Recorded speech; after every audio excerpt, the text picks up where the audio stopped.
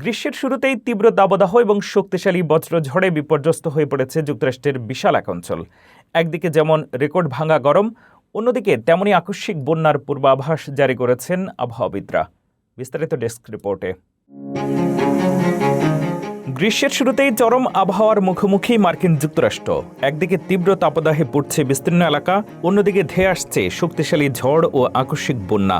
আবহাওয়ার পূর্বাভাস অনুযায়ী উত্তর পূর্বাঞ্চল থেকে শুরু করে হাই প্লেন্স পর্যন্ত ব্যাপক ক্ষয়ক্ষতির আশঙ্কা করা হচ্ছে। যুক্তরাষ্ট্রের পশ্চিমাঞ্চল টেক্সাস এবং ফ্লোরিডায় তাপমাত্রা ইতিমধ্যেই 100 ডিগ্রি ফারেনহাইট অতিক্রম করেছে। প্রশান্ত মহাসাগরীয় উত্তর পশ্চিমাঞ্চলের সিয়াটল এবং পোর্টল্যান্ডের মতো শহরগুলোতে রেকর্ড তাপমাত্রা ভাঙার ঝুঁকিতে রয়েছে। বর্তমানে দেশটির প্রায় 2 কোটিরও বেশি মানুষ তীব্র হিট অ্যাডভাইজরির আওতায় রয়েছেন।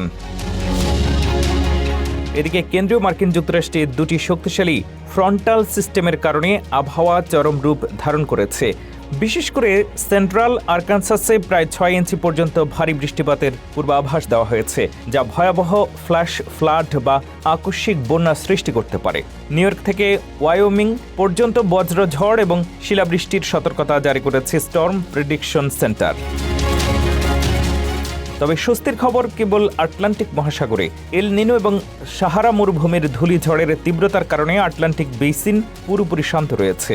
আবহাওয়াবিদরা একে ঘোস্ট টাউন বা জনশূন্য নগরীর সাথে তুলনা করেছেন।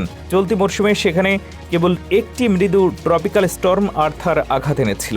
বিপরীত চিত্রে পূর্ব প্রশান্ত মহাসাগরীয় অঞ্চল বেশ উত্তাল। সেখানে ইতিমধ্যেই 3টি নামকরণের ঝড় তৈরি হয়েছে এবং আরও 2টি নিম্নচাপের উপর নজর রাখা হচ্ছে, যা আপাতত স্থলের জন্য কোনো হুমকি নয়। আবহাওয়াবিদদের মতে পূর্ব উপকূলে একটি কোল্ড ফ্রন্ট এবং শীতল বায়ুপ্রবাহের কারণে ঝড়ের তীব্রতা কিছুটা কমলেও সেন্ট্রাল আমেরিকায় এই দুর্যোগপূর্ণ আবহাওয়া সপ্তাহের মাঝামাঝি পর্যন্ত স্থায়ী হতে পারে।